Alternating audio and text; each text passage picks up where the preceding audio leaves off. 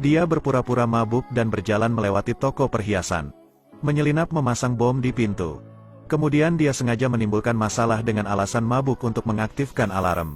Polisi mendapatkan sinyal segera datang. Tapi setelah diselidiki tidak ada yang aneh. Polisi menggunakan kartu magnetik untuk menonaktifkan alarm. Dan pihak lain mengeluarkan remote untuk meledakkan bom. Tekan tombol mulai. Kaca anti peluru hancur. Polisi hanya harus meminta bantuan. Ketika semua polisi dalam kekacauan, dua pria segera pergi ke toko perhiasan.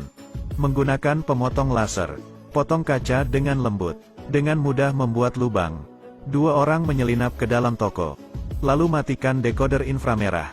Apakah itu kunci anti pencurian atau kode rahasia segera ditampilkan di ponsel. Jadi dapat dengan mudah membuka pintu. Lalu beritahu rekan tim untuk membuka kotak alat. Yang pertama adalah matikan kamera pengintai. Terakhir lepaskan kaset itu. Setelah tidak ada kamera dia melepas topengnya. Lalu mengeluarkan alat. Pertama gunakan bor listrik untuk mengebor brankas. Setelah selesai membuat lubang simpan bor listrik di tanah. Lalu masukkan tabung ke dalam lubang dan pakai headset. Kemudian dengarkan gerakan roda. Tunggu sampai itu cocok. Pintu pasti berhasil dibuka. Letakkan headset kemudian pegang gagang pintu. Putar searah jarum jam. Brankas berhasil dibuka. Isinya adalah target mereka. Itu adalah berlian senilai $1 miliar. Dia segera berkemas. Lalu keluar dari toko. Rekan tim juga sudah menunggu di luar. Tapi itu hanya merupakan awal dari kerjasama mereka. Gadis cantik menggoda pria itu. Mendengar godaannya pria itu tidak ragu. Dia segera mengangkat gadis itu dan pergi. Pria ini adalah seorang pedagang manusia. Dia biasanya menyukai gadis cantik. Lalu menjual wanita-wanita ke lembah terpencil. Menjualnya pada orang lain untuk menghasilkan uang. Dia menculik 3 gadis cantik. Bersiap membawa ketiganya ke gunung. Dan gadis tadi berpura-pura ingin pergi ke toilet. Dia salah satu dari 3 gadis yang diculik. Melihat mobil akan pergi ke pegunungan. Seorang gadis menggunakan kakinya untuk menendang pintu mobil. Ingin mendapatkan perhatian penculik. Tak disangka pria itu benar-benar menghentikan mobilnya dan membuka pintu. Dia menggunakan pisau untuk mengancam. Lalu memotong lakban di mulut gadis itu. Kamu sangat kasar. Aku ingin pergi ke toilet. Cepatlah. Aku tidak tahan lagi. Ternyata dia mau pergi ke toilet. Pria itu tersenyum. Dia membawa gadis itu keluar mobil.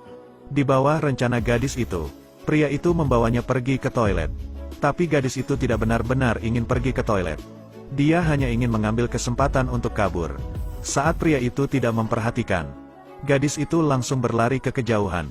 Tapi kedua tangannya diikat, dan dia tidak bisa lolos dari pria itu. Gadis itu tidak bisa melarikan diri. Dia ditangkap oleh pria itu dan rambutnya ditarik dengan kasar. Lalu pria itu memukulnya sekali. Memukul seorang gadis cantik. Tapi pria itu tidak ada cinta untuk kecantikan. Dia memegang batu dan menghabisi gadis itu. Dan 2 gadis di dalam mobil ketakutan hingga kakinya lemas. Keduanya tidak ada lagi pikiran untuk melarikan diri. Di malam hari pria itu membawa keduanya ke rumah di hutan belantara.